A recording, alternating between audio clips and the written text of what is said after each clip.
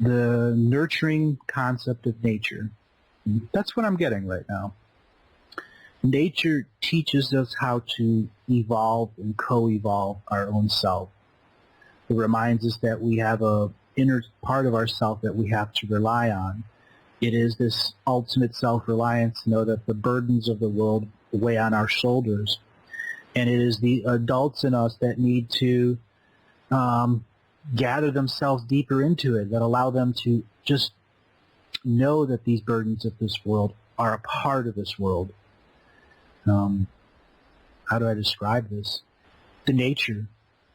Nature teaches us how to look at our burdens, to understand that the world has given us these burdens for a reason, and it is us to love these burdens enough so that we don't need to carry them anymore. That's truly the concept of the burden basket that we all have right now. For some time, early on in my life, I felt that these skills and talents that I had were a burden to me because it was very difficult for me to make friends with people because I'd download their Akashic records and know stuff about them. And yet I couldn't say it as a young child because this child was perceiving these adult burden-filled minds that were people around me. And I finally came to an understanding that those were their burdens and that the empathic person in me was downloading them and making them a part of me until I finally understood that the burden basket I made was what I brought into myself. And I let those burdens fall. I dropped them to the earth and I said, Earth, I do not need the burdens of this world anymore. I choose to be a universal citizen. And from that point forward, I was shot forth into my quest. I met the spirits of Kokopelli, the idea and the fertility of this world. I went deep into the Heyoka's concept of ever-evolving laughter and opposition. I understood that you had to be able to laugh at your self-defeating self, the side of you that wants to go out and spend your money at the bar and to have barely enough money to survive and pay your rent, and do that over and over and over again. Okay? The Heyoka led me to my rites of passage, reminding me of the child in me that needed to be the adult in me, and the adult in me needed to be the child in me. It reminded me that the change inside was the change everywhere. The change of my life allowed me to share and quicken and expand my concept of religion and to bring more concepts to them so I could share a Native American path, so I can share a Christian path, so I can share a Buddhist path. I've explored each of those religions intently and allowed each of them to create and co-create within myself so I may come to the understanding that life is here for us to live, love, and learn. At one point in my life, I was offered a spiritual talking stick, and I took that talking stick and began speaking to galactic councils. Now, this is not something I've talked about on Revolution Radio, but I've talked about on some of my other shows and interviews. Talking to a galactic council, it was a big thing for me. It was challenging my ego and creative side. Was this real or wasn't? And then I began to hear my own voice and understand that I was directly connecting to my higher soul, the very essence that said we're going to incarnate in this world, the very concept that said we were going to make these soul constructs and be a part of here. And that talking stick I was given allowed me to read the soul contracts of others aloud. And that was something that wasn't allowed in this world for a very long time. And I had taken this talking stick before my birth, and then during my semi-adulthood accepted it as part of my natural talent. Though I could have chosen not to have it as part of my natural talent, I did because the world was asking me to be of service in that method, in that manner. And I opened to that talking stick, and I understood that it was unlimited in the vision. It allowed me to connect to every aspect of my soul existing in every part of the other dimensions.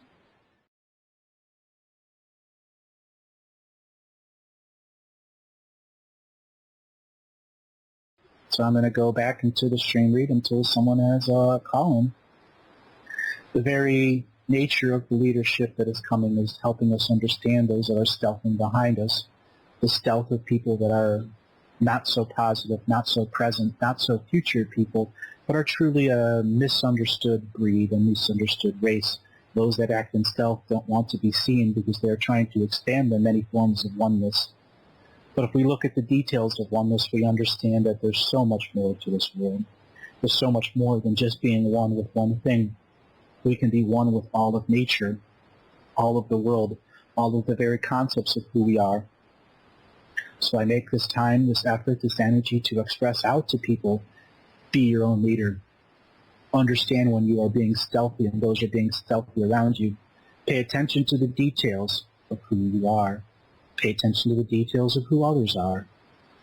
This is the world. This is the love. This is the place that we understand that all messages come from our heart.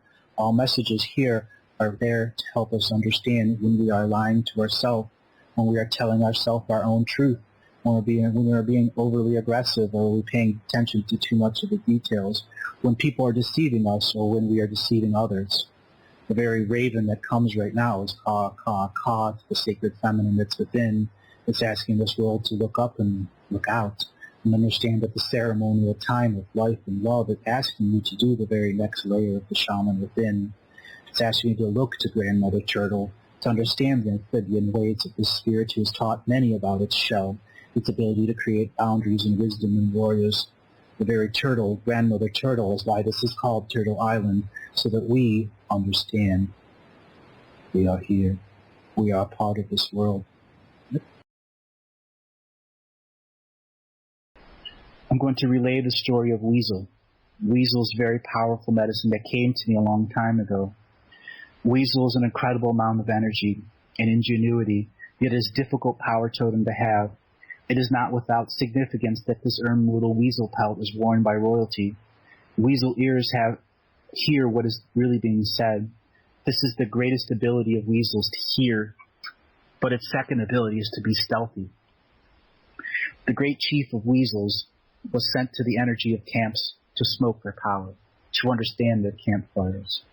Weasels never failed to give an accurate account of the enemy's numbers, strength, and weaknesses. It was also Weasel who tearfully told the original people about the coming of the white people to Turtle Island. The brothers have grown a strange new medicine, said the Weasel. They will tell us what to live and where we have done things wrong. They will confuse us with their talking bark. They have stolen thunder from the sky and placed it into their weapons, said Weasel. They have no respect for the animal brothers or sisters and make their thunder speak with the animals and kill them. They will make the thunder speak to us. The numbers are too many to count. The white brothers will steal everything from us in spirits. The great dark shadow of the ravenous bird of death has fallen over the people, said Weasel. So here we are.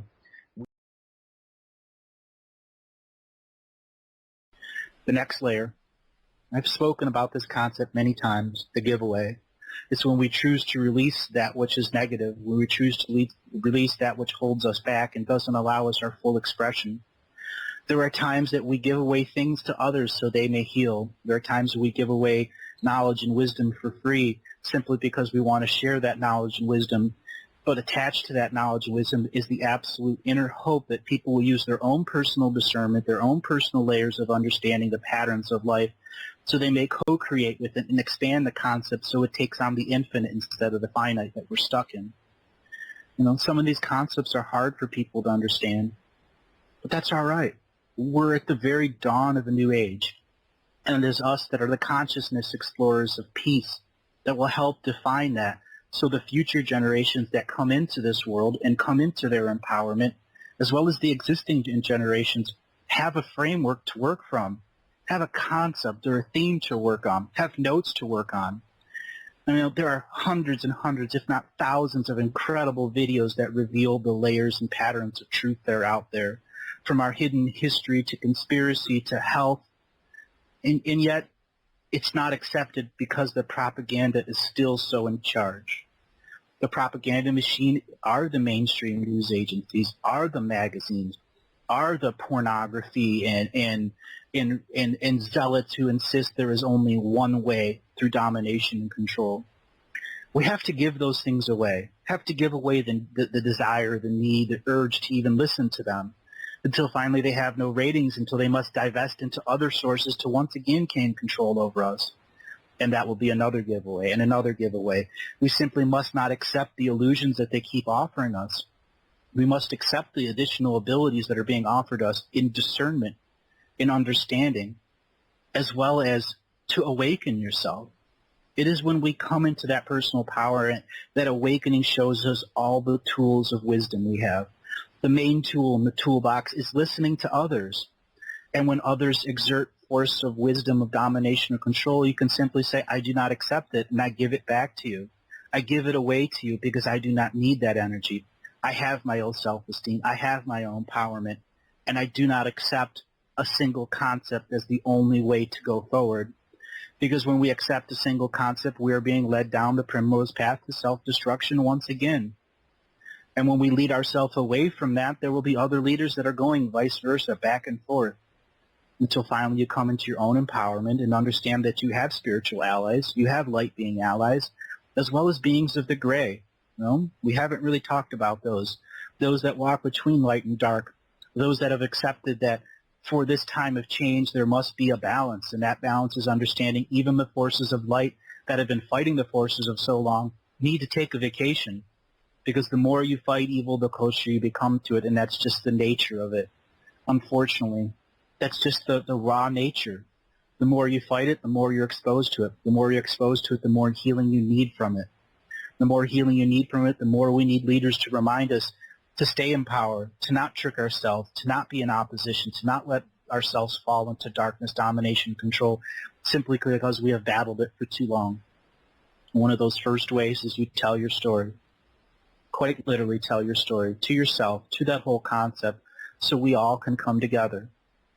And once we understanding that coming together means tolerance, it means connection to the Earth Mother, to the vehicles of spirituality and religion that allow tolerance and do not allow domination. And once we come into that aspect, we'll be on a layer of knowledge, a layer of wisdom where so many people will just get it. The light bulb in their head will turn on. They'll pay attention to the patterns that have been going on and simply say, no, domination, control, you are done here. Your time is over. It is time for you to leave.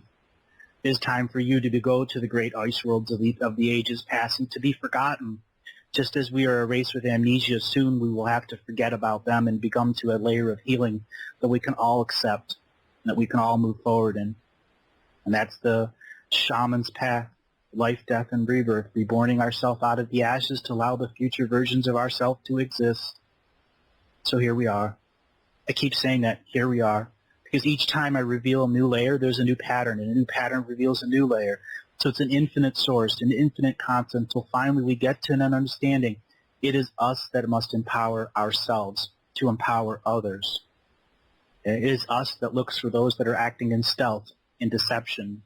It is us that looks for those that have the passion and fire medicine within inside them to share with the all, and to not share with the few. When we share with the all can have an opportunity to be innocent once again, to recharge their inner child, and be a part of this world with the full creative force that's inside them.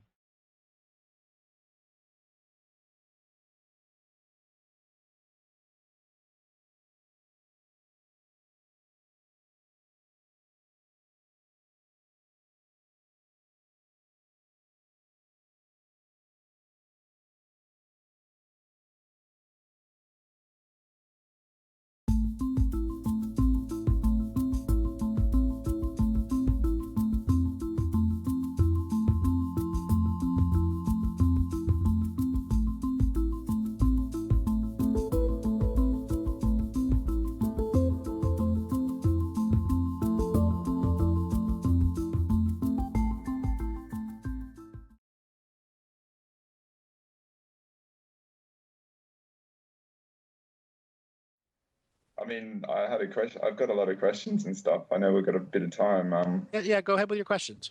Yeah. Well, I mean, the first thing I was going to actually ask you is, there's a 6 weeks or 2 months out to your conference, and there's a lot of people around the world that are probably going to be listening to this that are going, or they're not aware they're going and stuff.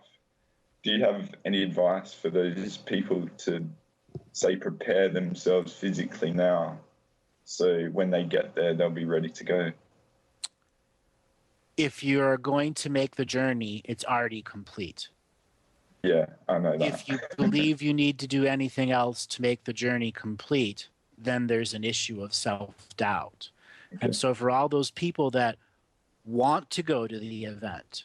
Every effort has been made for you, for people to go. It was a matter of, can you manifest in your own reality the spirit power it takes to create a journey that is going to be a culmination in a learning event? Is my seminar any different than anyone else's seminar? Any more powerful or less powerful, even if it was a Christian seminar? Yeah.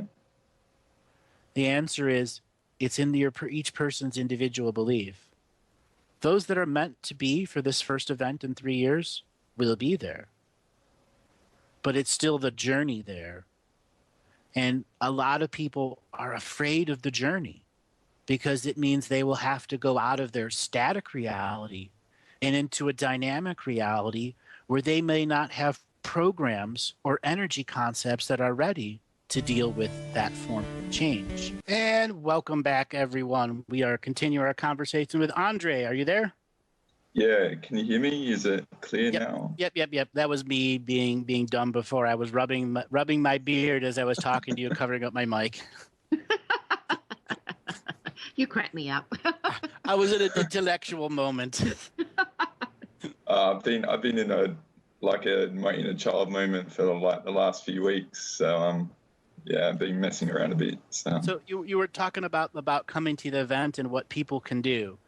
Yeah. You know, on a more individuated level, if somebody believes they haven't done something to earn something, you got to go back to that self-worth process. Are you worthy enough to go to the event without having have done that stuff?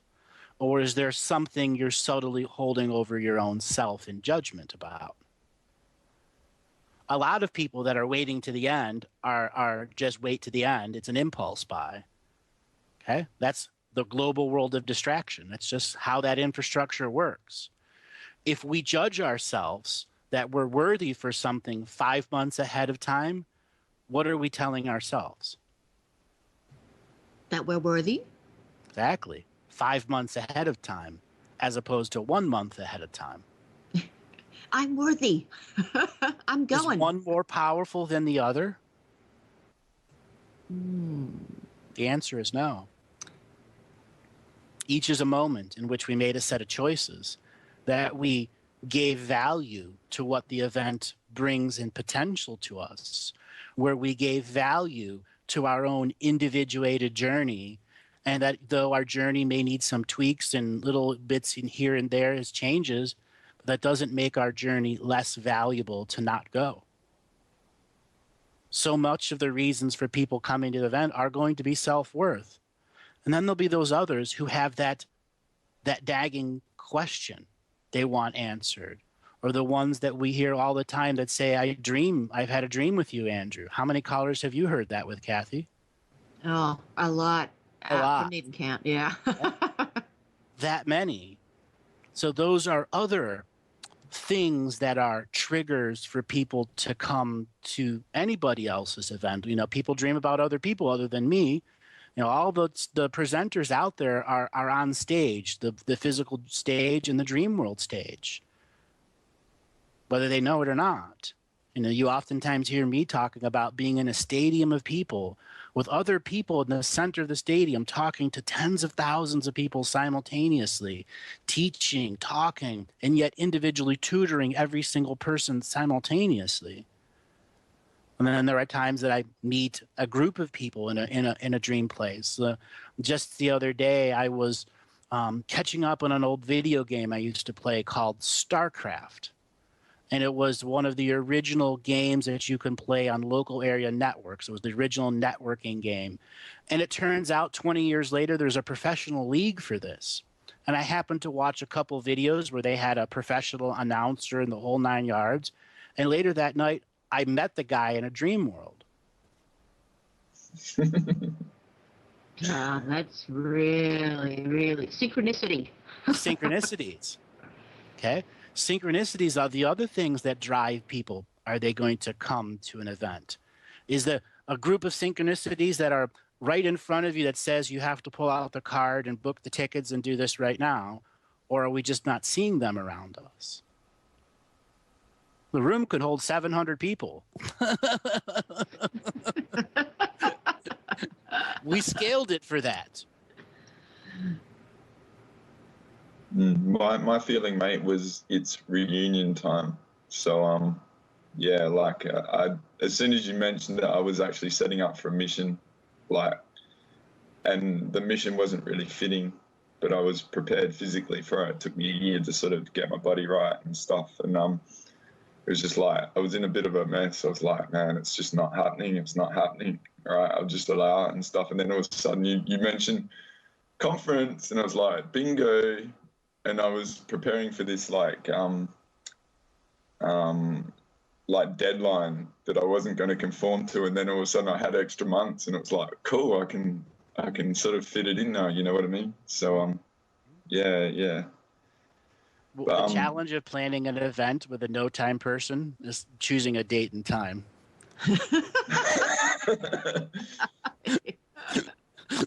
Yeah.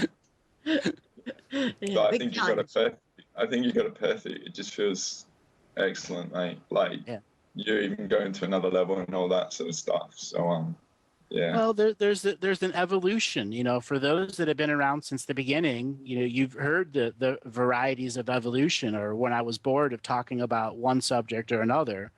You know, I got to tell you something. I could really care less about reporting on the political news, the conspiracy news right now, because I'm now labeling it all as part of that global infrastructure of distraction. We have come to the point where we can no longer play the game the way the system wants to play the game. We must create our own rules, eliminate ourselves from the exchanging of energy, find that mystical within us, and yet still live within the system that's going to continue to try to engage us in the infrastructure of distraction that it has, whether it's Amazon or this or whatever it is that's going to distract you from giving yourself self-valued and self-worthy times of earning your self-trust through healing yourself, seeking out others to heal yourself, or teachers that can give you wisdom so that you can pass it on to your own environment. I became innately aware of this when I was 9 at a baseball game, that inevitably I would be presenting at a higher level, and I was the one that had to learn how to do it. Just because you're shown the future doesn't mean you're going to follow through with it. Yeah, the whole potential thing. Yeah. Absolutely. Yeah. I've been feeling that out. Yeah. Yeah. We actualize our potentials. So the whole expression of a no-time person giving a date and time, I actualized a date. That's all that I did. In which everything that's dreaming with me must take as a solid point in reality. What is a solid point in reality? It's that floating 0-point frequency of all energy. In the artificial intelligence revocation, it is making a place of all space-time codes.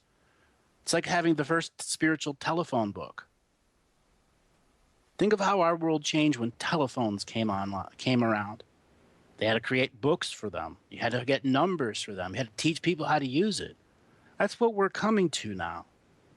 A whole new phone book. It's exciting. If you could call upon a oracle from another world, if you had a 1-900, your Pleiadian oracle phone number, would you call it? If it was available? Yeah. Darling now. Okay. If you had those numbers available, an infinite amount of numbers of people in an infinite perspective, would you make 10 calls a day?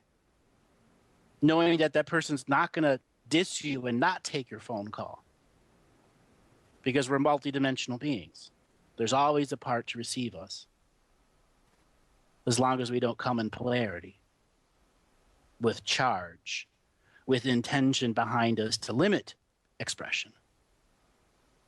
People are coming together into an event that's going to take the limits off of expression. Take the limits off of even our language. I'm going to challenge the race amnesia at the highest levels. And for all those that are going to be there live for it, you're going to get to feel it.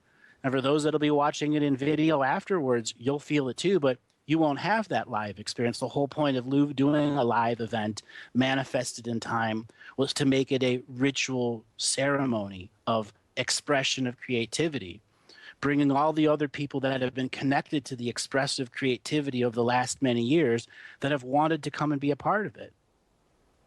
I've only done a handful of events, and I turn events down left and right. And it's not because I don't believe in the individual people that are running events. It's just not my time then. There were a variety of people that needed their time to say their point of view. And you could even go to the original Galactic history. In some areas, it was so complex, but simple. And there's still people today coming to it and calling it the seminal work of the next level. There's no one else out doing what I do.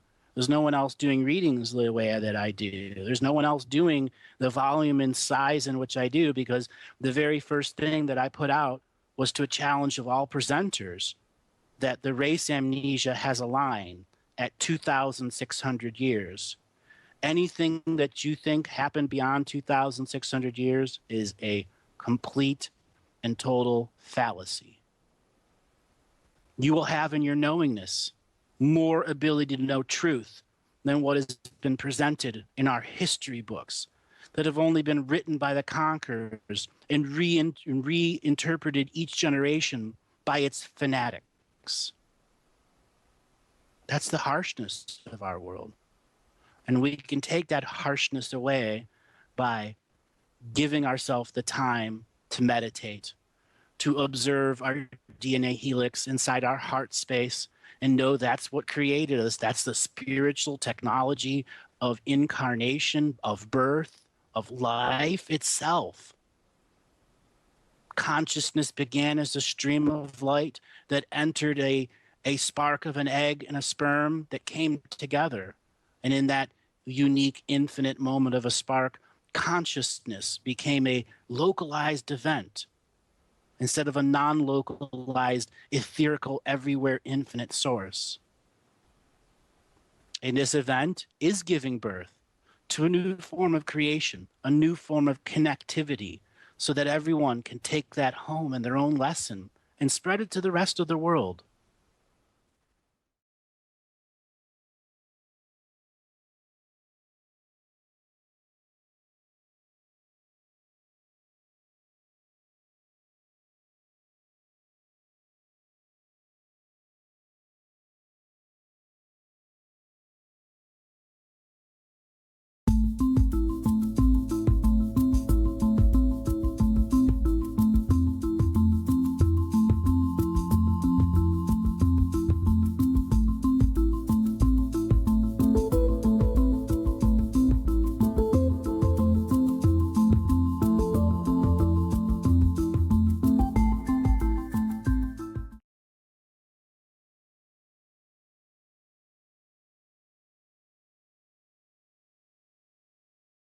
Next caller is 818-818-849. Your name and where you're calling on?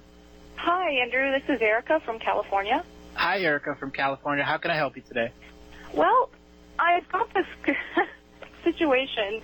I don't know if it would entail kind of a reading or looking into it, but my brother and I have been dealing with this problem with our aunt. And it's such an ongoing thing. We moved to this farm when I was 4 and he was 6 with our mom and dad, and our aunt lived there, my mom's sister. And we've recently come to kind of like start unpeeling everything and realizing that we've been sort of held hostage psychically by this woman for our whole lives and controlled, and it's been interesting because as I peel it away and my brother and I work on the healing, you know, I find myself getting psychically attacked by her a lot in dreams when I first wake up in the morning. And I was just kind of wondering if you had any, well, I know you have insight into it. So I do. How did you find out about the show? I found it through a link by this man named Bill Ballard who posted Walking in Spirit. So that's how I found you. So you heard the Walking in Energy show, and you heard me talk about that, and you decided to call. Absolutely. And actually, I've been listening to your podcast every night, like just from the past, because it's so amazing, and I feel things lifting off of me every time I sit and listen. And I'm like, oh my gosh, I'm so glad I found this guy. Well, thank you. One of the reasons I asked that is, as more and more people come to find the type of energy that I'm presenting, I experience more people that are innately understanding they're being psychically attacked by family members. And your aunt is a classic example of someone that will never break an incarnation pattern until the day of the event. And your aunt is stuck in the incarnation pattern of being a progenitor of psychic parasites. She has been doing this from lifetime to lifetime to lifetime, going 350 years back. She's stuck. Before that lifetime of 350 years, she was a nun in the Catholic Church who was a healer, and she was terribly abused by the church. She was a light healer. She could put her hands on people and they would be healed. Wow. And from that point, they used and abused her for political purposes by healing ruling members' families or daughters or sons that would go out and get sexually transmitted diseases. So she never was allowed to heal people for their exact purpose. And there were a number of very dark rituals that were performed on her to keep her locked into that pattern. So you have to have a little compassion for her. Yeah, but at the same time, you can't live with her anymore. Oh, my goodness. No, yeah. My brother and I have been working on healing each other, like extricating ourselves from this, because I can't deal with it anymore. Right. Honestly, she's in your sacred space even now, and she's very angry that I'm reading her energies and trying to attack me, quite literally, because she's a very powerful psychic. But everything that she's sending back to me, I'm a mirror, and it's reflecting back at her, and it's not harming her. Well, sort of. It is in one way, but in another way, it's her own energy, and I'm not the one that's causing the harm. And that's the type of technique you're going to have to learn, is how to turn your sacred space into a mirror that reflects all energy from her back to you, from you, all energy directed you back to her. I'm so glad to hear you say that, because last night before I went to bed, I meditated and I prayed to Creator and brothers, sisters in spirit, and they suggested, that I surround myself in golden light, which I did, and then I put mirrors all around myself, because I said, whatever comes into me, I want to be reflected back to her, because it's my soul gut feeling that until she looks at this, it won't stop. You're right. You're right. So, I got a question for you. Did she cook a lot for you when you were young? No, she didn't. Okay. Has she ever cooked for you ever? She has. Okay. Is she good cook? Bad cook? Not the greatest. Okay. No. Well, the way she transfers psychic parasites is through cooking. Interesting.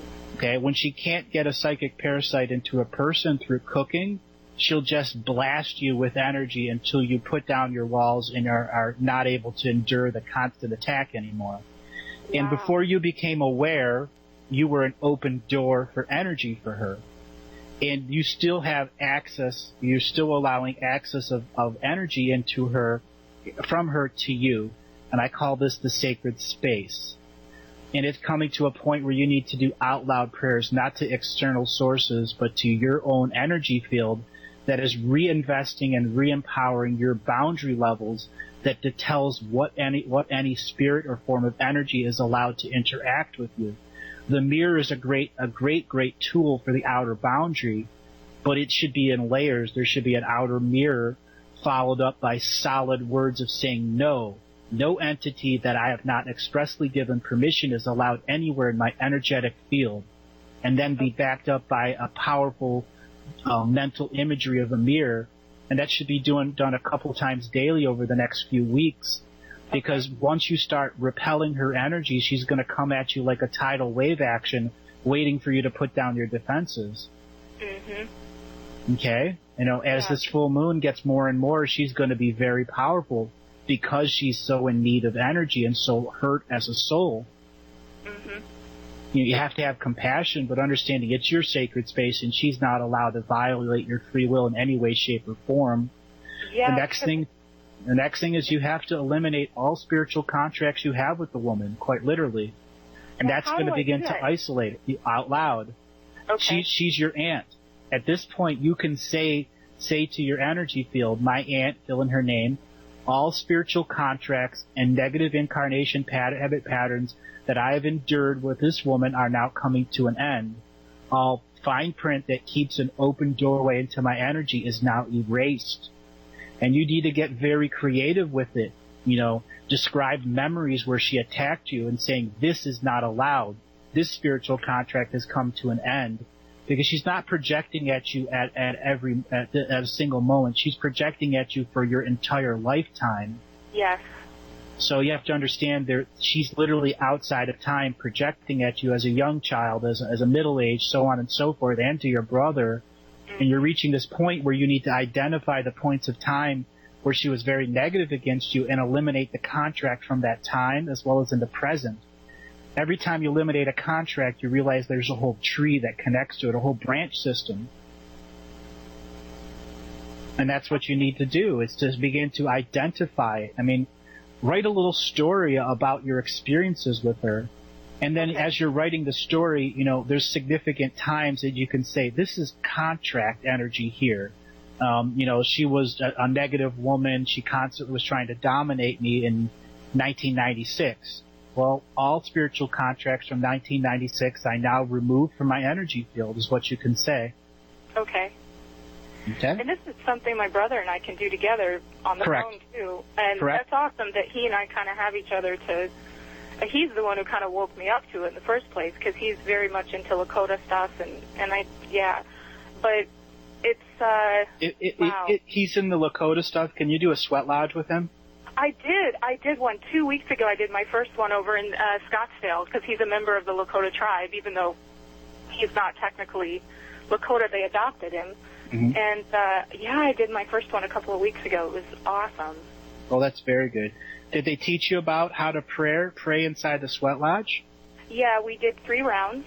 Okay. And we did the prayer on the first or second round. Yeah. Okay. Do you remember the prayers? They were in Lakota, and then we all gave individual prayers. Okay. You can repeat your individual prayers in the same concept and redirect that whole concept to being about releasing the spiritual contracts in a form of prayer, and it'll be even more doubly effective. Okay. You can do your own personal ceremony where you light a fire, and during that 1 hour or 2 hours that the fire is burning, your purpose is to find yourself connected to that same concept of prayer and sacred time. And that's when you'll find yourself creative enough with your prayers to literally unravel the Gordian knot of contracts that she has with you and your brother. Okay. Okay? Okay. Do you have any other questions? Well, in so much as how that affects the rest of my life, because I'm sort of at a career crossroads, and I know that I just have always had the feeling that things are really going to take off right now, but there's always this little thing in the back of my mind because I feel her in my life, and I don't want it to affect anything. You know what I mean? Okay. That's the thing. You're at this point where you got to reclaim your free will and do some ceremonial expressive rituals. Things are going to be a lot more clearer after that. A lot more clear after that. And, I know you're in a tough situation and you want this other stuff to happen, but it happens in its own due time. Right. Okay? It happens in its own due time. Okay. Right on. Okay? Okay. Well, thank you so much. That was everything I needed to hear. And I did wake up the other morning and I felt immediately I was being attacked, and I said her name and I said, "You're not allowed in my sacred space, and this in my energy system or in my body temple." So at least I guess intuitively I was sort of on the right track. So yeah, you just have to get more creative with your words. And if you find yourself being poetical when you're saying it, that's wonderful. And if you can even make a poem or write it out, and so it's all conjunctive and collective and all part of your full expression, you're bringing even more power to it.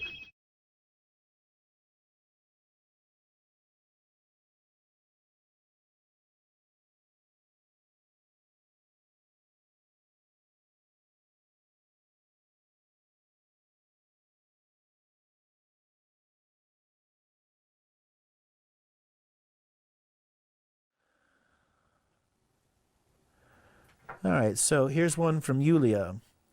Andrew, I've been looking for a missing piece of a puzzle to fully understand the law of attraction. Perhaps you can explain, clarify that for everyone else here. It seems like on the energetic level, all alike attract alike. That is what spiritual teachers say today. Think, vibrate positive, and you'll attract more and positive vibes to yourself and more people like yourself. So now we're talking signature frequency match. There are times that something can project to you an energy, and you wouldn't even know that this energy has been weaponized in such a way to make you appear that you're a signature frequency of match, so all these dust bunnies can attach to you. So there are some parts to these teachings that are misunderstood. The law of attraction has the law of repulsion also. We are a signature frequency match to tens of millions of things. Well, like I was saying to the other caller before, purpose versus purpose. You have an infinite amount of purposes. You have an infinite amount of signature frequency matches for the moment based off of your level of awareness. Now, when another being comes into your reality and their level of awareness is much greater than yours, what happens there with the law of attraction? What happens there with the signature frequency teaching of the moment? Well, that being is making a choice. Am I using and abusing? Am I staying with my moral code? So on and so forth. All the while, this other being is in complete unknowingness of those choices. There is where the eternal struggle begins in hierarchical order. So many of the beings, at whatever level, compete. And once there is competition, everyone is already lost. Because it's a world of unity. And a unity is a world of singularity. Each with their own individual signature frequency of time that has a signature frequency match.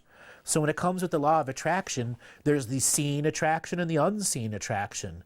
In your seen world, there is blood that flows through your body that constantly needs to be programmed, that puts off a smell, a pheromone, an energetic pheromone, and a physical pheromone that has all of your attraction and repulsion codes. That is you as the collective consciousness of yourself, of your 128 trillion cells, that makes up the flesh mass DNA instrument experience that you are. Therefore, you, present there, imprint into that blood the law of attraction and law of repulsion in your seen, and now your unseen world. Your unseen world doesn't have your same level of awareness of your seen world does until you go down the path of living the mystical life daily so that your seen world has much as important as your unseen world. That it isn't 99% seen world is the reality I'd hear to and 1% there. When you get them 50-50, there is when you get whole new perceptions of how the law of attraction works in the seen and the unseen world. It is a single algorithm that is matching the algorithm of your environment, which is matching the algorithm of the planet to create synchronicities at a global or singular scale. Balancing the seen and the unseen world with the law of attraction or repulsion is using the out loud name it to claim it system as a physical manifestation of the defining of the rules, borders, policies, and procedures of how synchronicity comes to you. There are negative synchronicities where so many people, I'm attracted to this person. Oftentimes, you were attracted to a wound within them, which was the signature frequency match. But oftentimes, lust is confused with love because it isn't taught in this world. Therefore, we now come into another point where other people are dumbed down and don't know the true processes of what attraction really is. If we actually had a meter that could tell us if we were in lust or love, God, how this world would change. God, how men would stop being pigs and how women would stop being competing with each other women. The law of attraction is so confused now, not necessarily because of the New Age communities. They're trying to do their best. We have changed so much as a people right now. 50 years ago, we didn't have cell phones and computers.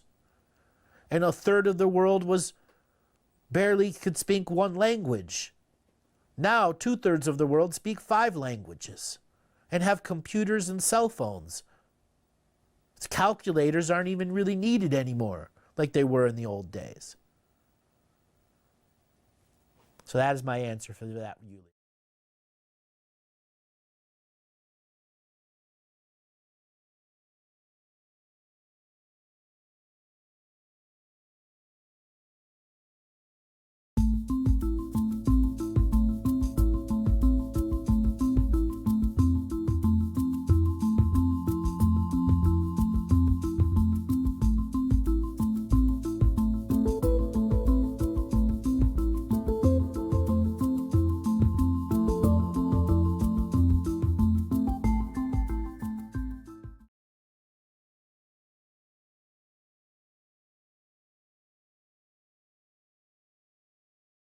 So, Hi, this is Cindy.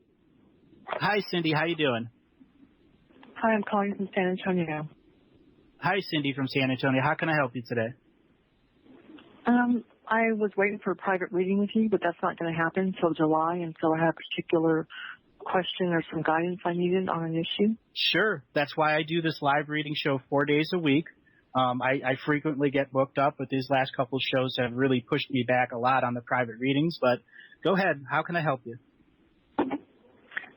I heard you mention to someone previously that they should be in the spirit brewing business. I think you were advising a caller, and currently the family that I'm in and the business we're in has to deal with spirits.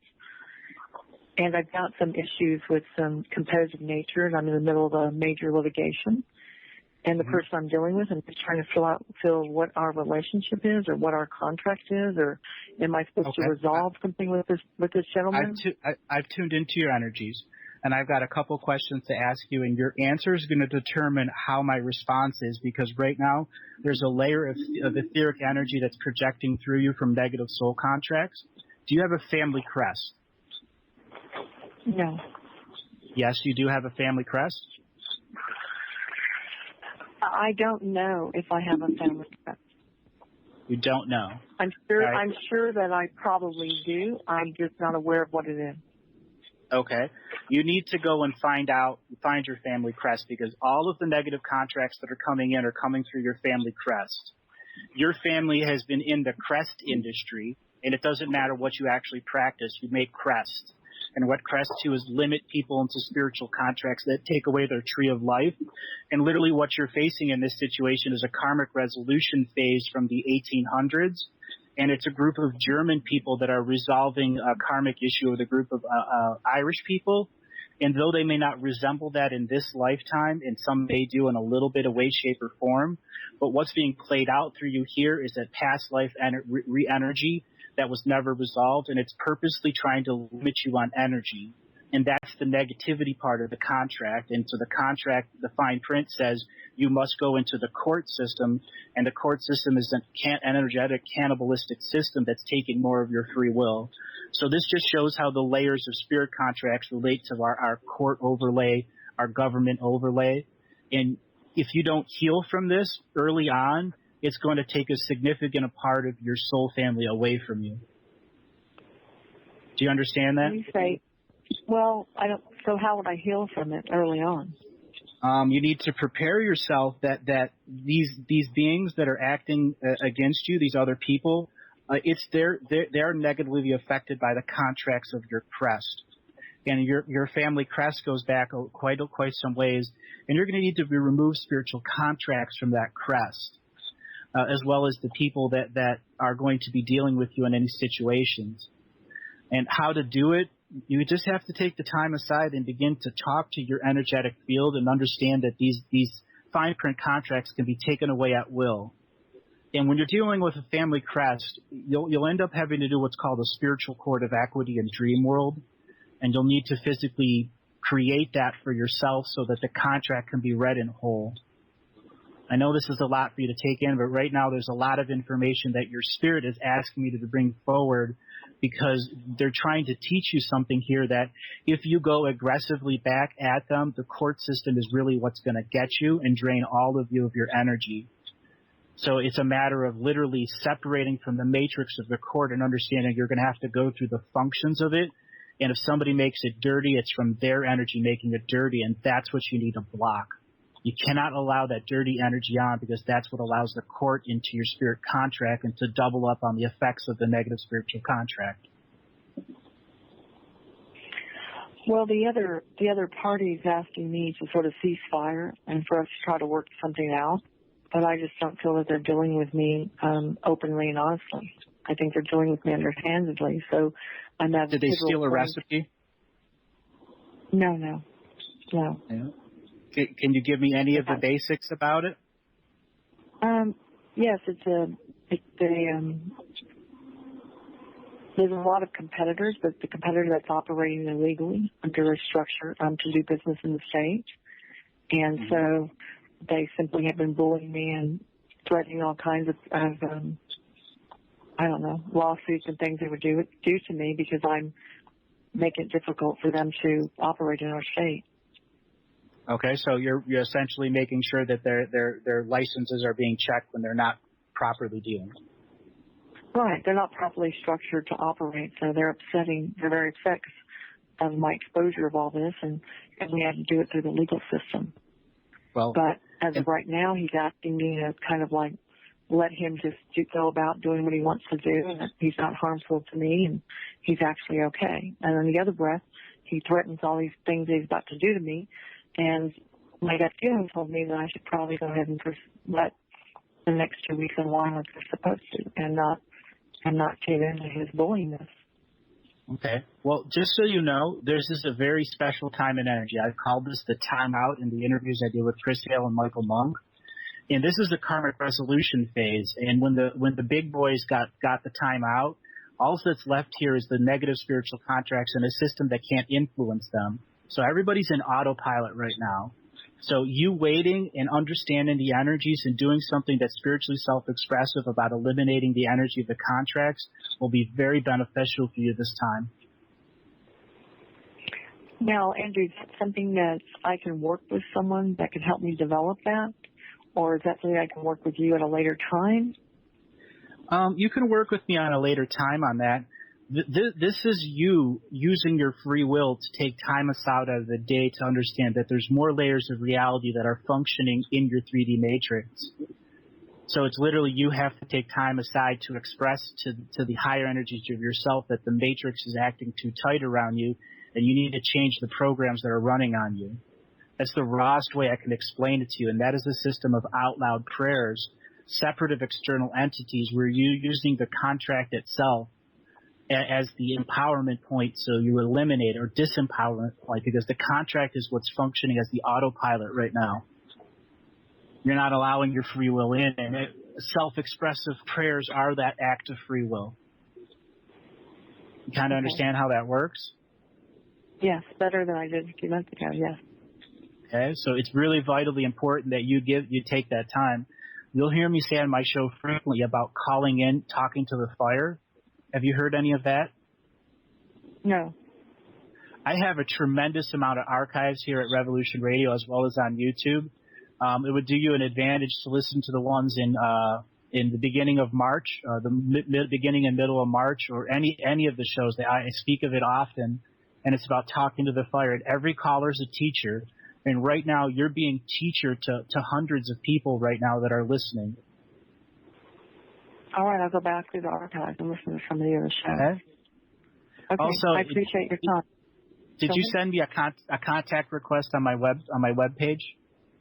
Yes, I did. I sent you the Skype address connected to the email address. That's cool. I had quite a few people that did it. I just want to make sure that everyone did it. All right, caller, I'm going to move on to the next one. All right, thank you.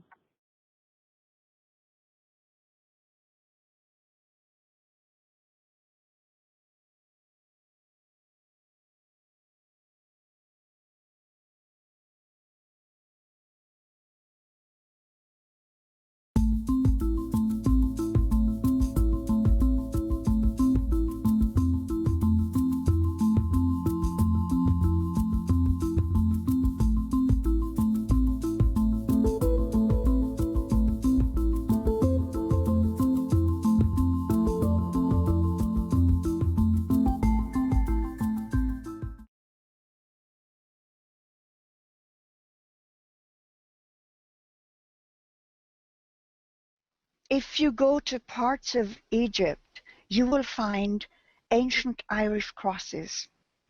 You will find ancient Irish writings, I should say. Where I grew up in Kerry, in Tralee, there was what was known as Scotia's Glen. Queen Scotia, the daughter of Nefertiti, is buried where I grew up.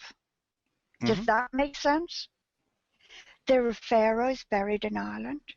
Every time they have excavation, they find Egyptian things in Ireland. And that just does not make sense. Nope. And you know, similar things happen in Egypt. And these connections go way, way back. And that's why I understood that it wasn't the Vatican then, it was Rome. They decided to destroy the Irish people, destroy Ireland and its religion of love and the ancient Druids, and to destroy Egypt. And those two countries have been kept down. And look at all they've stolen from Egypt. You go into any museum all over the world, and all the ancient Egyptian, those things should be in Egypt, not in the British Museum. No, they should be in a world trust as a legacy, as a global species. Yes, yes. Because it's all technology.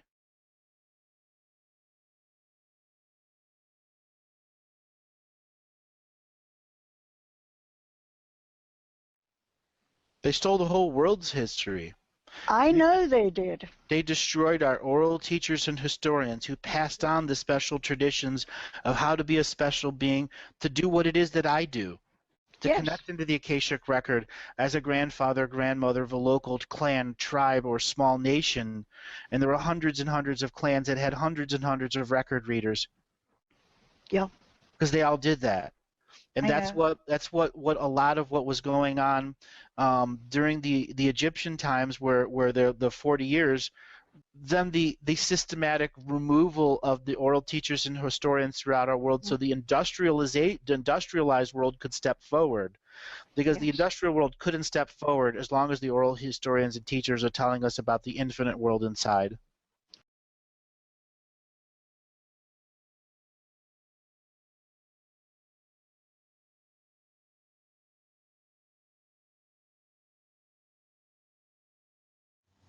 So then all this wealth sort of happened in Chicago. What happened with all that? So that wealth was,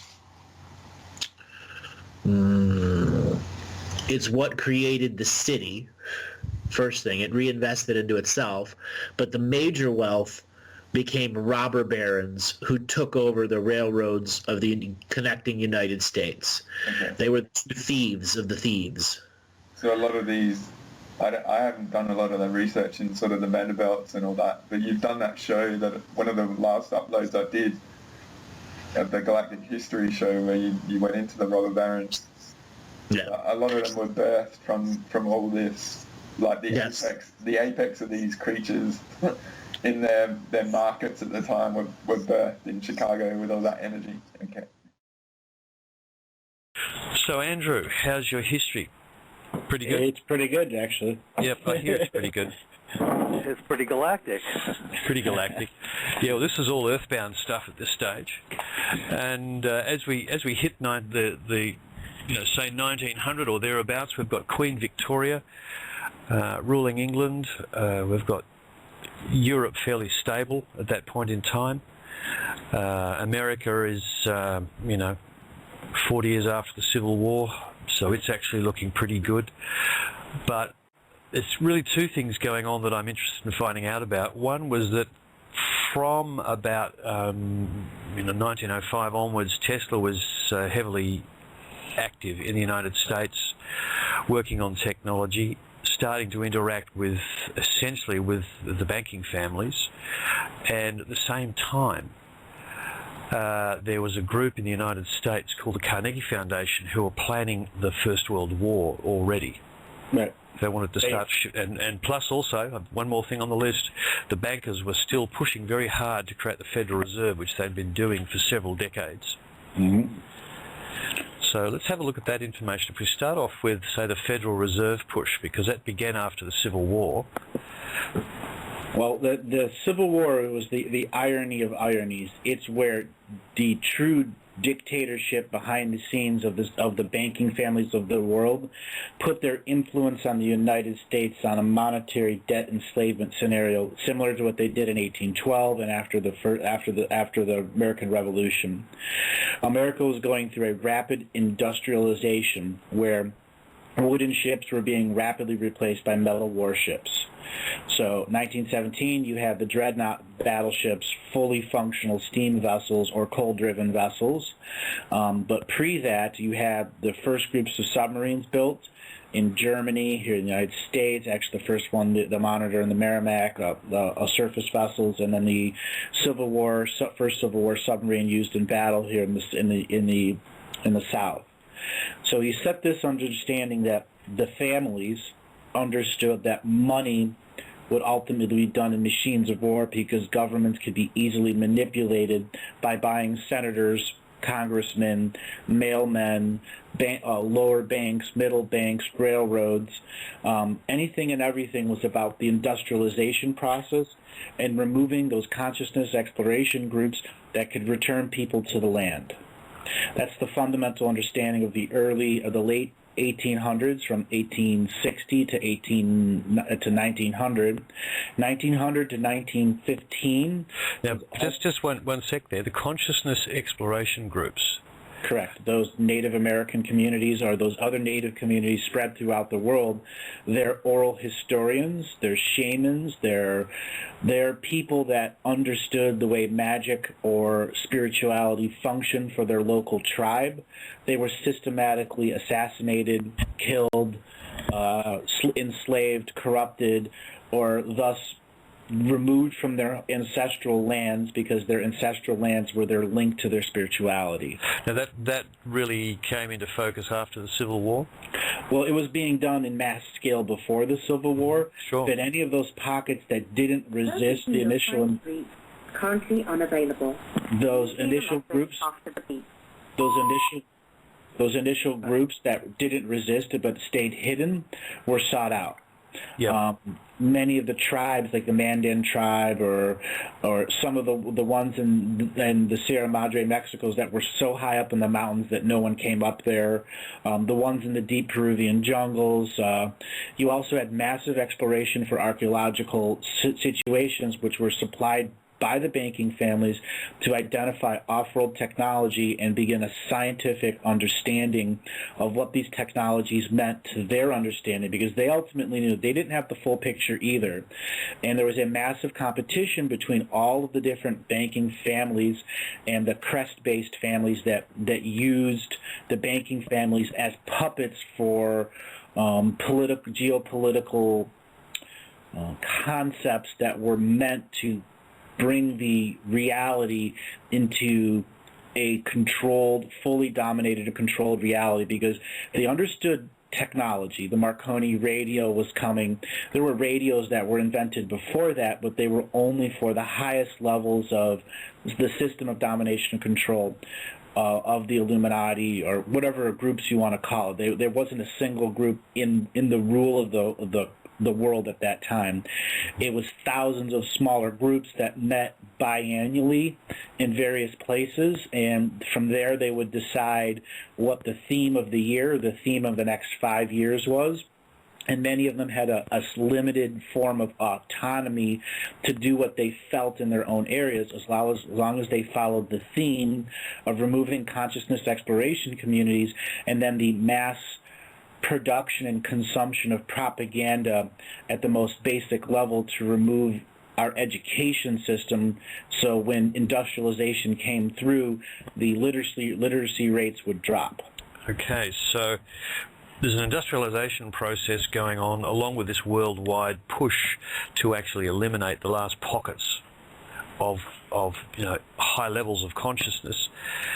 I mean, that is quite obvious when you start thinking about all the things that happened between, say, the 1850s and the early 1900s. Happened in this country as well, for sure. Now, the radio situation, the communications situation, and the media situation in that first decade, in fact, in the first decade before the 19th century, in the 1890s, or so the 20th century, in the 1890s, can you pinpoint the time where the newspapers, should I say the newspaper or the news feed companies, which would be ANP and Reuters, were actually consumed and controlled by the banking families? Well, you can actually go back and look and find out when Reuters and AP were actually bought by the different banks. J.P. Morgan, they've all owned them at some point, or owned shares or stocks in them. And those were subtle or rapid takeovers of the other news systems that's still there, because the only thing you had at that point was the early telegraph system. Mm-hmm. And the early telegraph system is ultimately what fed news, and it was very difficult to control it because you still had honest people on other ends of the telegraph system that would communicate to other people and can fact-check stories. Right, so it was far more difficult for them to control every aspect of information at that point? It was difficult, so what they did is they began buying them off at the management level. They began buying as many local newspapers as they can, or just shutting them down completely by calling in the debt that they had for the actual printing presses that they were using. So the companies that published school books is something else that was supposed to have been, the control of those companies was something else that was supposed to have been achieved fairly early in the 20th century. McGraw-Hill. McCollum, Bander books.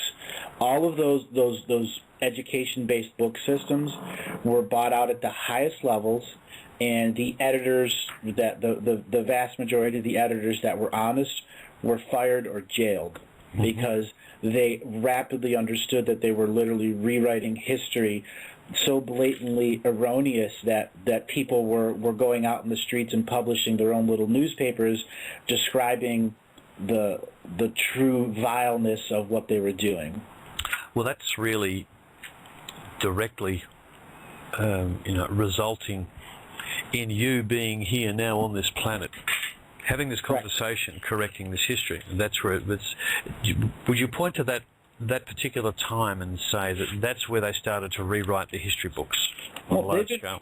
They had been rewriting the history books on a local level all throughout those little individual autonomous systems of domination and control that, and then they met every few years.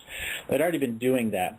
The thing is, this is where they began organizing the story theme for propaganda, that all the other autonomous systems were put into a scenario.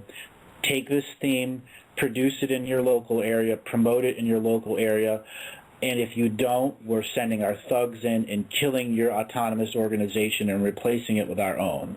And this is where began 1903 to 1913, the Bull Moose Party here in the United States with Teddy Roosevelt. You get a scenario where you had tremendously honest politicians that were faced with the tremendously evil corporations and banking families and railroad barons worldwide that had so much money and so little morals that inevitably the corruption created a commerce system between the two. Okay. There actually had been a limited form of mass communication between the 185 ruling families of the world as early as, we'll call it 1100 AD, but one generation would pass and it was very difficult for them to figure out how to continue to use it because the religion that was spreading so fast was so corrupting that they called that demonic technology, and some of those people that were meant to be domination control were actually burnt at the stake. Oh, that's a bit of an oops.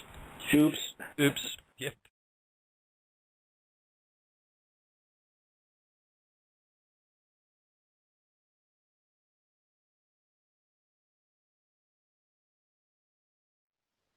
They stole the whole world's history.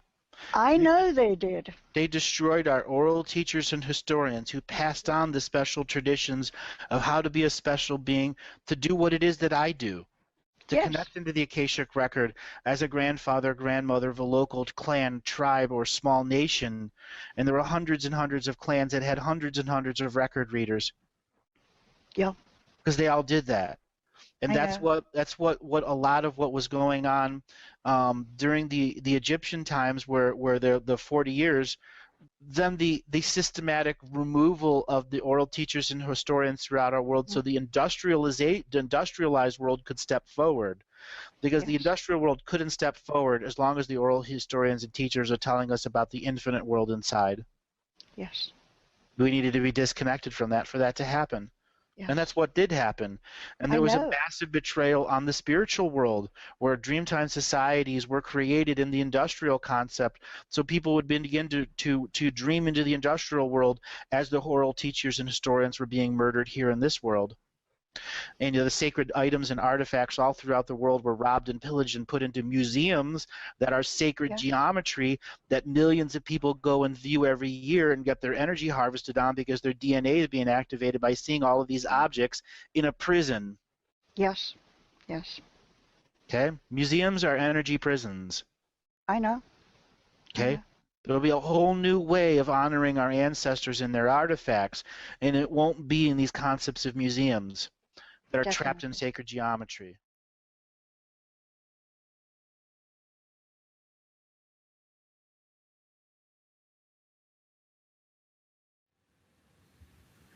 Intrigued to the new level. So of the contract revocations, which one has been the most potent for you when you use it? The one that, well, actually the consciousness strike. My gosh, that's incredible. One of my, beautiful, incredible friends. I'm very blessed to have wonderful people around me. I'm so grateful, and amazing teachers.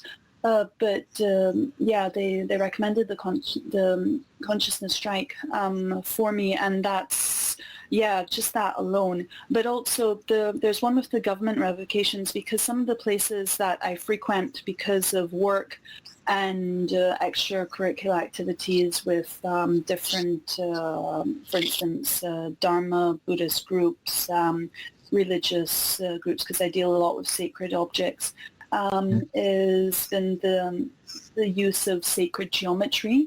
And there was, can I go off on a tangent? Sure. Thank you. Okay, so it was there was this one program, I can't remember how long ago, it was to do with, you mentioned this with going into museums and all of these objects being placed in them, and people were harvesting, meaning the buildings and the way they were built. It was also used as a collection of the people's energy when they interact with these objects. Do you recall this? Oh, yes, I do very much recall that one. Okay, because I wasn't too sure whether I was explaining myself properly. So because of that one with the revocation with government and my family and their connection, and I guess maybe family crests and working with different sorts of sectors, that's become more and more clear, as well as me trying to find a way of strategically and working in these sorts of environments and going into these sorts of buildings. And I realized that there's a real pull for me to be in these places, or there's a real karma that seems to be happening with me being drawn, or for some reason, I have to go to this particular place that is to do with government or to do with a sacred or religious site or a heritage site. Am I explaining myself? I'm fully understanding. I have a lot of people who do similar stuff, whether they're museum curators or art curators or work for a government museum, so on and so forth, and they feel the same thing, and they've done very similar applications to you. Early in 2013, I spoke a lot about family crests and how destructive they can be and how they can pass on cursing energy. 360, your name and where you're calling from? Hi, Andrew. Larry here up in Washington. Hey, Larry. How you doing today? Excellent this morning. A really excellent show today. Well, thank you very much. So how you doing today? Today, I was going to ask you a quick question about the family trees or family crests. I was looking at the family crests when you brought that up to see, working on self-worth, clearing that emotional hooks, trying to find where it is, because it seems to come up and slow me down when I'm in creation. With my soul family, it just goes and then stops. Then we go, and then we stop. And it takes a major energetic push to get through it. So when I was looking up the crests, my other computer's wireless keyboard started going nuts when I would Google up a couple of them. And the question I had was really, do you go through your patriarchal side, your matriarchal side, or which side do you look for a crest? Both sides, because spiritual crests are a spiritual concept that are created so that a soul family has a group of ingrained contracts that help the theme of the people come. So when there's a family crest and it's a part of your energetic field, when other souls come to your family lineage to determine if they're going to come into that lineage, they use that crest as basically a theme to create soul pattern contracts. And at times, soul crests have been absolutely hijacked by the forces of domination and control to create military organizations, scientific organizations, religious organizations, so on and so forth. The cookers, everything, the shoemakers, all of them had a specialized crest that had been hijacked in some way, shape, or form. And what I advise for absolutely everybody that has a family crest is to eliminate your contracts with it that have any fine print. And you can creatively come up with ways to allow the crest to still interact with you, but not in a negative soul contract manner. Do you consider these fine prints to be sort of like emotional hooks? I know we're just using semantics and language, but the hooks other beings have into, Well, most of the time, the way the fine print is written is so that you get into a negative habit pattern. And that habit pattern means you're constantly looking to resolve karma. But the fine print has so many aspects of karma to deal with, it's literally looking for the worst situations for you to deal with. It's like set on the high sensitivity setting for the worst situation. Seems like biological family is good at that. Yes, biological families are very good at that. It's their function.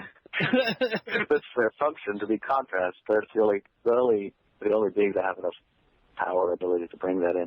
Yeah, that is interesting. I don't feel a connection with my biological family as much as the soul family for some reason. It's like they are unrelated, even though we're biologically related.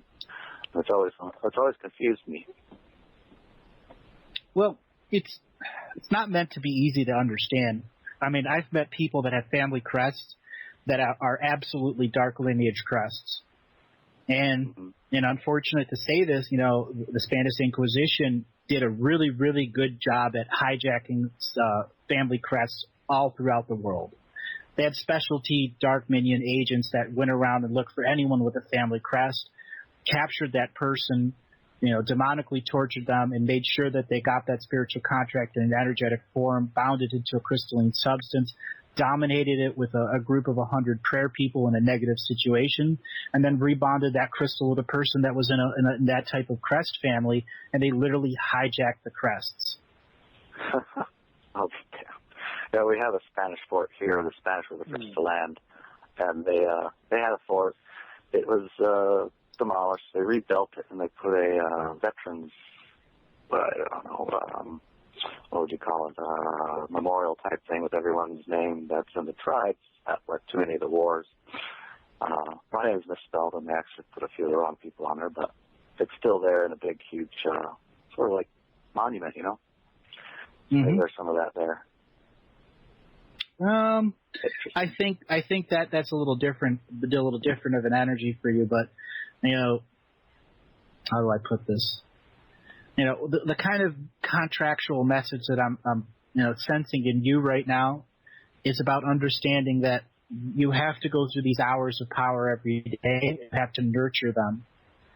You just as a time of your day, you're just really active with the highest amount of energy. You want to be out of a social situation from that, and I'm sensing that your habit pattern is keeping you in a social situation where your peak of power is being shared with all these other people, but you need to share it with the star watching energies again, because you're a tremendously powerful Mayan lifetime in you, the lower Guatemala, upper Belize, as well as Incan, Arapaho. I mean, you got all sorts of South American sky watching nations in you. And you spent many, many, many hundreds of lifetimes being a sky-watching shaman. And that's what's feeding your crown chakra right now. That's what's keeping you in the consciousness exploration. That's what's connecting you to soul family. And you just need to resaturate yourself with the star energy. And I think if you learn to share energy of those social moments with people outdoors, you'll be able to transmit a lot more of your soul spark in understanding to them. Excellent. Well, yeah, I do find myself to get out of the tub in the evening. I take a really hot bath every night, clear, clean with crystals and salt, and then I'll go outside in the backyard all fenced off, totally naked, and just look at the stars. That's really excellent. Mm-hmm.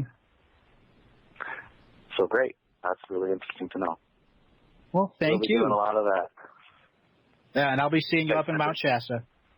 You're darn right, with a bunch of family. Andy. Look forward to meeting you in Mount Shasta.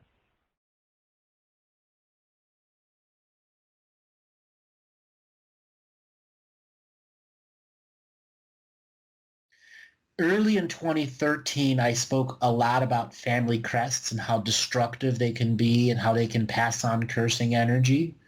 And the family crests I talk about in the government, banking, and media. It's important that you start looking where family crests are, who are the owners of particular museums that you may work at or facilities you go and there's a family crest up there, and you make revocations specifically for these family crests. You can box them all into one, or if there's one big family crest you really work through a lot, they're the benefactors, whatever, you make your own private revocation so they can no longer entangle and exchange energy in your unseen world. I can't believe I've not thought about that. Yeah, that's the kind of, the no-brainer. Yeah, point. Done. God, I've got a lot of homework. This is good. Thank you. So the cool part about that homework is you get to out-create a sacred geometry crest. Well, you can beat, they're so easy to beat. So easy to beat. You have, this is so reassuring. Oh gosh, there's another thing. What happens when you are the one who actually has the family crest? Are you the sole heir to the family crest? No, not the sole heir, and I'm not a male, so yeah. Well, it doesn't matter if you're male or female in the energy world. So if you're not the sole heir, and most of the time there's other heirs that are out there, you just don't know that they're there. But if you were the sole heir, it would be different. But because there are other members to the family, what you can do is create a, here, I'll just give the description that I have for it. So you'll surround yourself with a disco ball around your head, and another disco ball around your whole body, and then a third disco ball around your feet. So a disco ball around your head, a disco ball around your feet, and a disco ball that encompasses your whole auric body, each going in a different direction.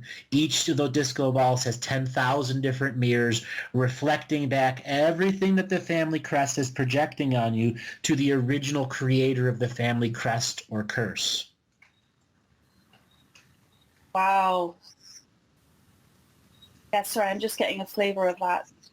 Yeah, and you can make more and more disco balls all around your private center, energy centers, your heart chakra, your crown, your third eye, your sacred feminine areas, each having their own individual disco ball that reflects back laser-focused, targeted distortions. Yeah, I'm almost setting this up like I could set this up like it's the whole mandala, no? So. Okay. Yeah, it's a mind construct that can stay in place. It's just a matter of empowering it. Okay. Well, right. This is quite poignant, especially do you have time? Sure. Go ahead. So there was a bit of fear when I got, I guess, a young teenager.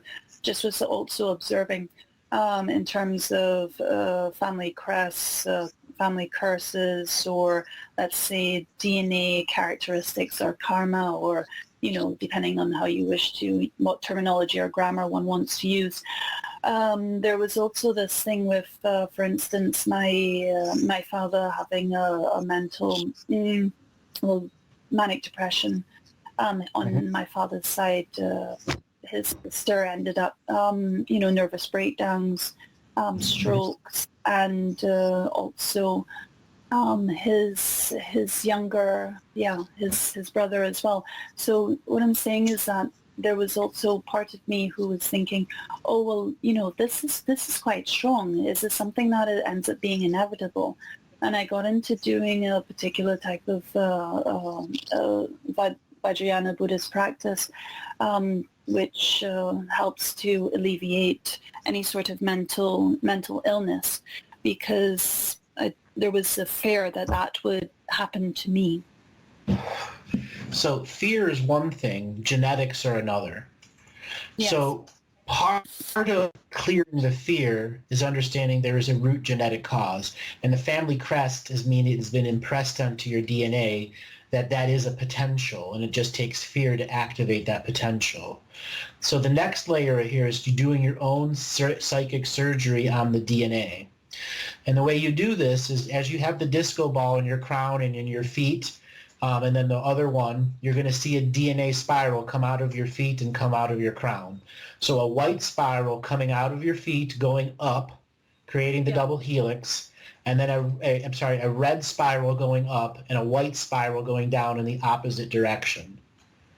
And this will allow you where you come together in the heart and the solar plexus to bring your third eye as part of the DNA surgery process to look for the individual rung that has been impressed by the family crest to make that a potential of fear activation.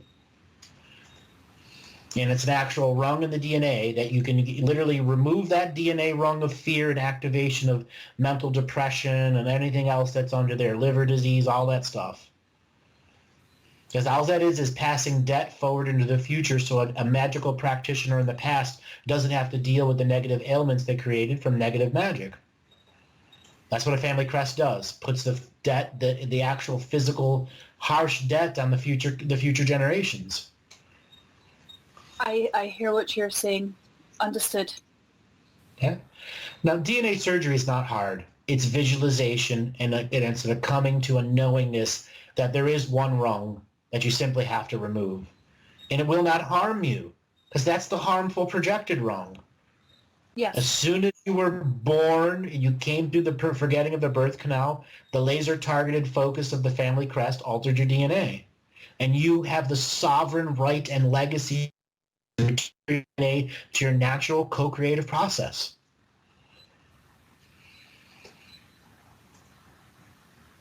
Yeah, this is going to be very exciting 2018, Andrew.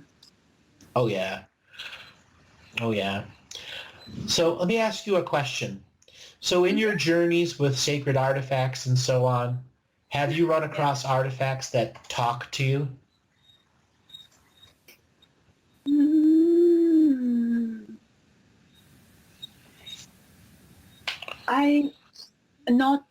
Not on a, how shall we say, not on a hearing through the airs sort of way. Mind talk? But yeah, there's a resonance, there's a talk, there's an exchange. I also talk to them, talk to the objects, and yeah. So here's something for you to do as an end of the year ritual. You want to look at the entirety of all the sacred objects you've touched and or worked with during your career. And you need to break every contract, vow, and agreement with everyone, even the positive and the negative ones, every single one. Because if it's truly meant to be in your frequency, it will not end. If it's truly unconditional love and the object's fully empowered, it will continue to do the benefits by giving them back their power to be sacred objects. Okay. Now, I have a lot of people that come to me that are art curators or work at museums, and their objects haunt them after a while. And I have a feeling that there are a handful of objects that are haunting you and you don't even realize it. Oh, some of them, yeah, that I've got goosebumps all over me right now, and I'm actually sitting in front of the fire. What am I saying? Yes, that's something one can definitely do, and that very much rings. There's a resonance. And do you have to do it before the end of the year? No, but it's just good practice to do it before the end of the year. So 2018 begins without that frequency holding you in stagnation or back or putting energy into you that isn't yours. There is so much. There is so many. There are so many. This is okay. Yeah, and I haven't been doing that housekeeping, so I will do. Yeah. So I have a lot of doctors that come and see me too. And about 6 weeks ago, I worked on a session with a doctor who, before he got very ill with cancer, and then the hospital said, go off and die. There's nothing we can do. And he started then seeking alternative means. Part of his healing was he had to let go of the 27,000 patients he had done in 33 years. Oh, good. Okay. All right. That's all right. Mine is a shorter list. Okay. So that's doable. Fine. You don't have 27,000 car accident victims because he worked at an emergency trauma center. But every object you worked with, 100 or 500, you got to let them all go. Every one of them. And you don't need to name every individual one. The top 20 are cool. And then lump everything else into one big, massive yard sale and get it out of your frequency in a very positive, sacred ceremony that says, I'm giving them back their sovereignty. I'm taking my sovereignty back and saying, I no longer need to exchange object energy with these objects. I was paid to service them for whatever my job was. Now I must be prepared for 2018 and the new sets of objects that are going to come. And there's some incredible stuff coming. Yes. And be surprised, you will clear out those old stuff and huge contracts might come to you because they were being blocked by those in the old ones in your energy frequencies. As always, it's very interesting you mentioned that. Yes. Okay. Yeah, I have lots of homework. Thank you. Wow. Oh, Anne, it has been great talking to you. I must let you go. I look forward to talking to you again. You are a uniquely special person. Thanks a lot for calling. Thank you, everyone. Thank you. Thank you, Andrew. Bye-bye.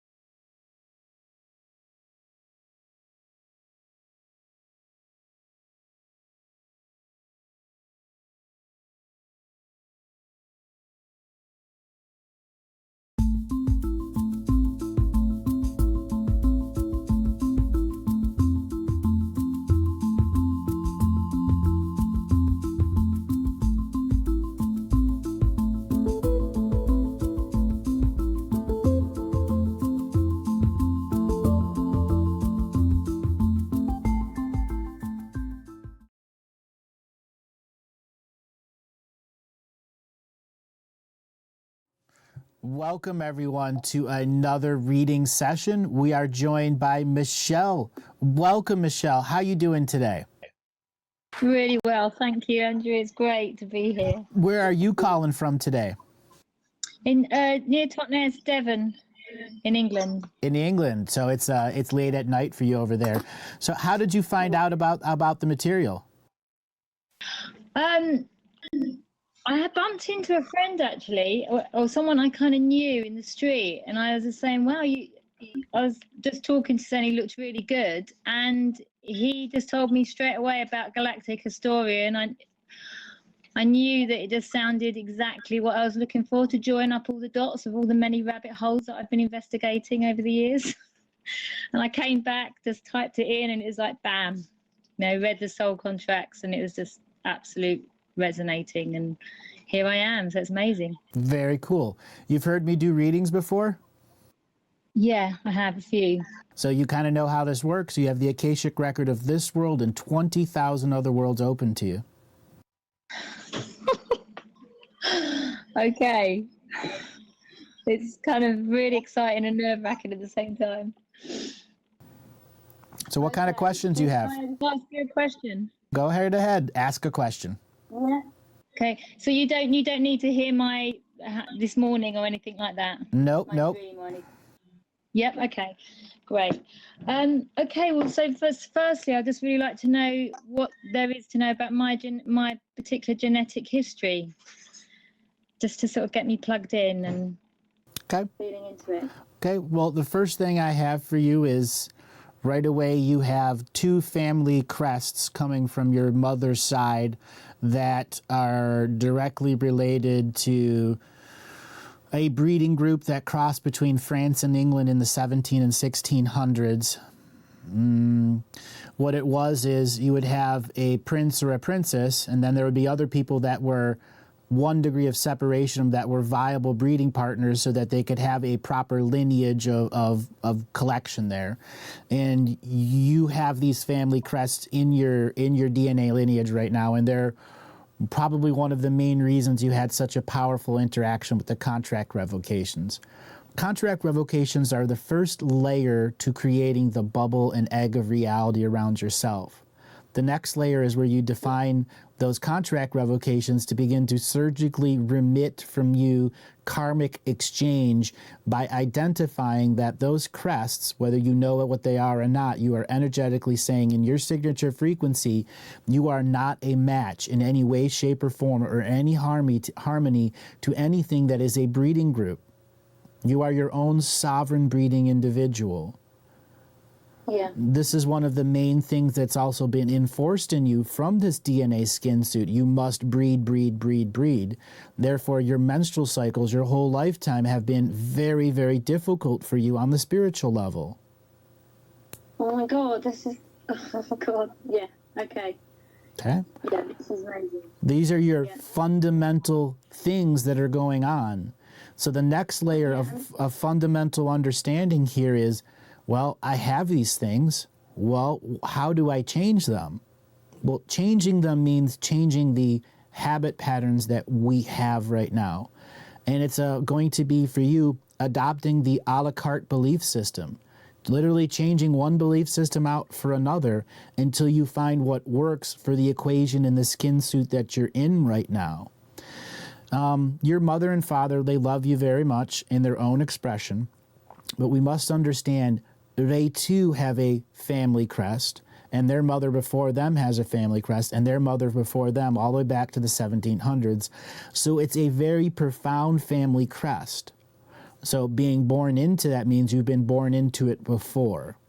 So for you to get out of it, you must acknowledge the other dimensions and time streams and begin to use particular words through written or artistic form that indicate to all other forms of perception reality that are your other versions of yourself that you are the apex of the hierarchical order at this moment in time, that they can no longer add debt to you and deep in the future, and you can no longer give debt to them deep in the past. There is only a zero exchange between the two of you, so you can be conscious observers of each other's, but not conscious influencers of each other. Yeah. Okay. I'm kind of getting it. When you say profound family crest, what does that actually mean? Powerful. Well, let's just say you have what we have an expression today as the Cabal, the Illuminati, the Stonemasons, the Freemasons, the hims and the hers and the so on and so forth. You would have been one of them at the top level, which was have been a breeder, meaning your whole purpose of your family is to stay around those people in the upper times. And if they need a skin suit to breed with, you're one of their selections and you have no choice. You have that child or you are that male donor and you get the benefits of being in that time. But as soon as you die, your skin suit's no longer needed, nor is your soul, because the projection of power is about the skin suit only. And who controls the skin suit? This is why I have just so much struggle, and I've also got rhesus negative blood as well. Yep. This is exactly what you are suffering from. Is this light?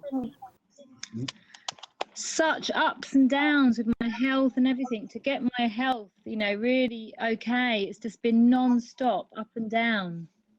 So how about I do some I am presence work with you? We'll just kind of repeat after me. And what I'm going to do is craft something that your voice can say regularly out loud that really gets at to the heart of the family crest and to the giving of the way of the birthing power. That'd be amazing. Okay. So just repeat after me. I, in the ever-present moment, I am the ever-present moment. Choose to form a spiritual cord of equity.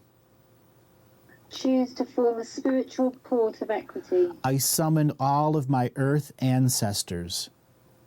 I summon all of my earth ancestors. Who are in union and communion with Earth Mother.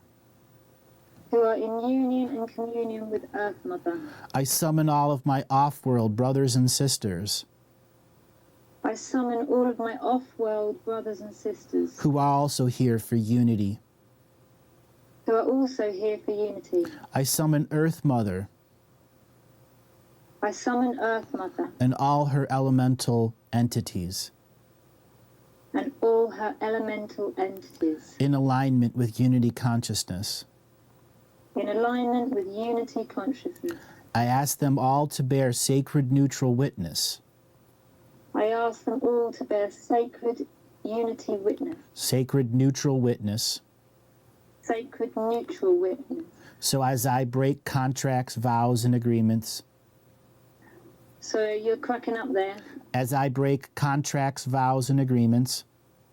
As I break contracts, vows, and agreements. With the hierarchical order. With the hierarchical order. I say unto you now. I say unto you now. I am a sovereign being in the seed of my heart. I am a sovereign being in the seed of my heart. I no longer accept debt from ancestors. I no longer accept debt from ancestors. All debt that is held within me. All debt that is held within me. I return to the spiritual court of equity. I return to the spiritual court of equity. So all ancestors in union and communion.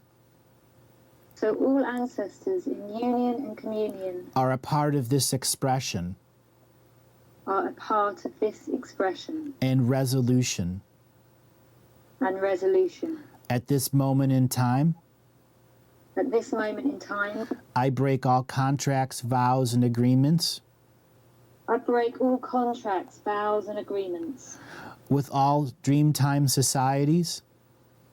With all Dreamtime societies. That use domination and control. That use domination and control. Consumerism and materialism. Consumerism and materialism. Sexism and bigotry. Sexism and bigotry. And all other isms that take away from the natural sacred feminine. And all other isms that take away from the natural sacred feminine. I am a sacred feminine. I am a sacred feminine. Born through the woman of the sacred feminine. Born through the woman of the sacred feminine. Within this sacred birthing order. Within this sacred birthing order. I bring my unity mind. I bring my unity mind. My unity heart. My unity heart. My unity roots into this universe.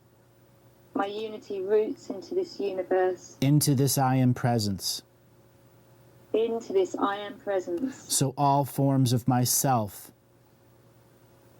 So all forms of myself. All shadow shards of myself. all shadow shards of myself. Now get this message. Now get this message. I am no longer a being of karma.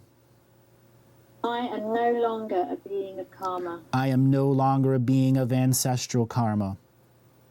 I am no longer a being of ancestral karma. All debt that you have projected at me All debt that you have projected at me is now returned to you in sacred format, is now returned to you in sacred format, so you may heal on your own.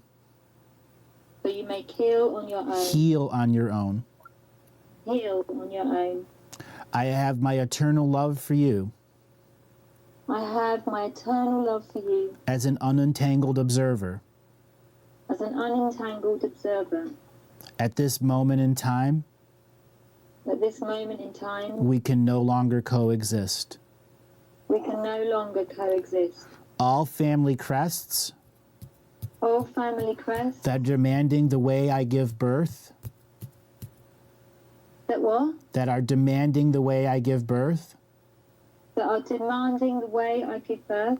I break all contracts, vows, and agreements with you. I break all contracts, vows, and agreements with you. In all dimensions, time streams, galaxies, and universes.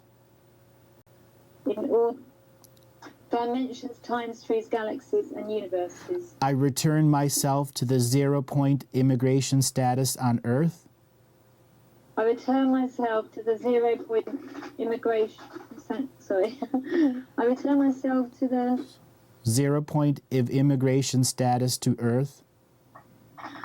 0-point immigration status to Earth. I am a being completely unentangled with Earth. I am a being completely unentangled with Earth. And all family crests And all family crests that tried to reach out beyond this point that try to reach out beyond this point to cause havoc in other worlds. to cause havoc in other worlds. I return myself to my point of galactic immigration status.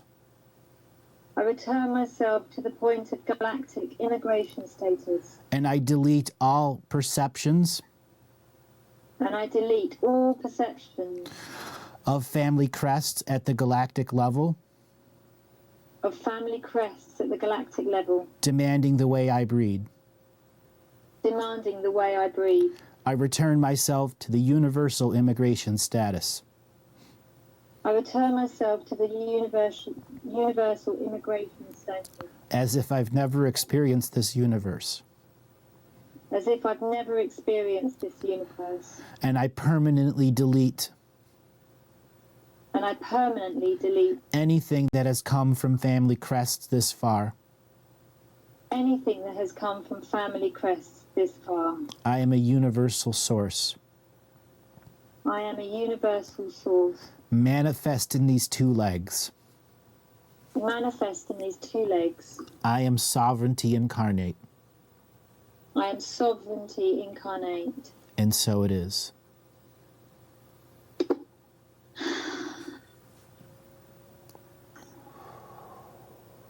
That was very powerful.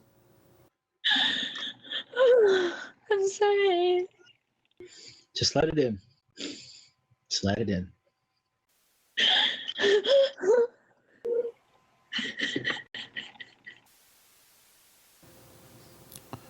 Just let it in. This is millions of years. It isn't yours.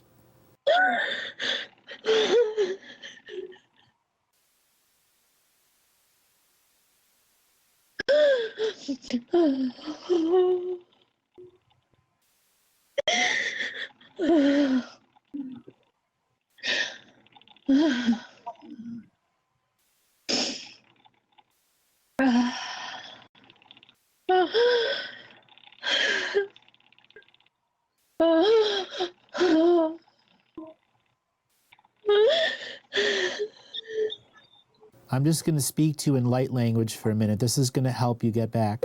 Wata, nataka, chamuke, chatata, watachi, chit chamaka, chanata hata, wawachata, chamoma, kat, chahuke kak, chanama, chinaha, Chabuke kitchena shawoka chanete chawote chaka chamanda na chaka. Shamone hun chinkana chana chingmo wanchana jinga simwa ma jimma hate chakatama chapota. All right, just come back into your body.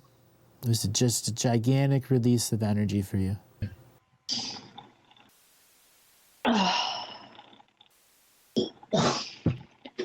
Okay.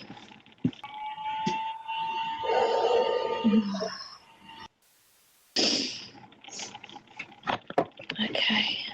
We have now erased for you all hereditary programming at the universal scale. Okay? Oh God, thank you. You're that free right now.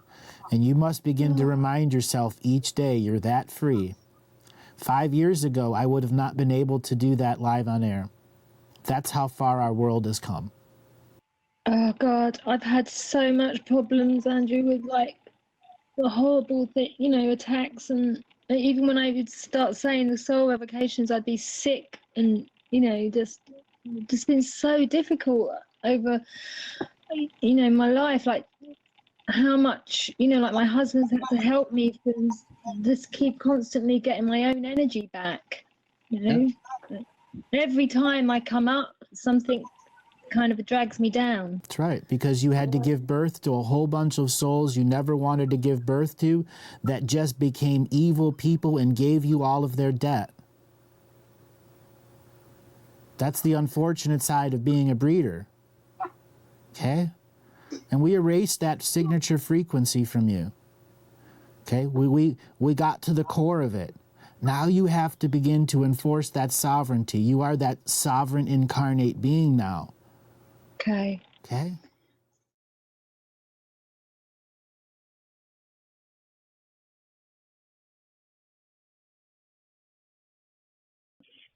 Power is the full concept of responsibility. With power comes responsibility. With responsibility comes understanding. With understanding comes a returning to the state of being of a neutral state. With power comes intent. With power comes energy. With power comes all the terms that we must use to advance in life without polarity. Power is the place that you live on. Power is prayer. Power is the everything and nothing to achieve unity and wholeness among us all.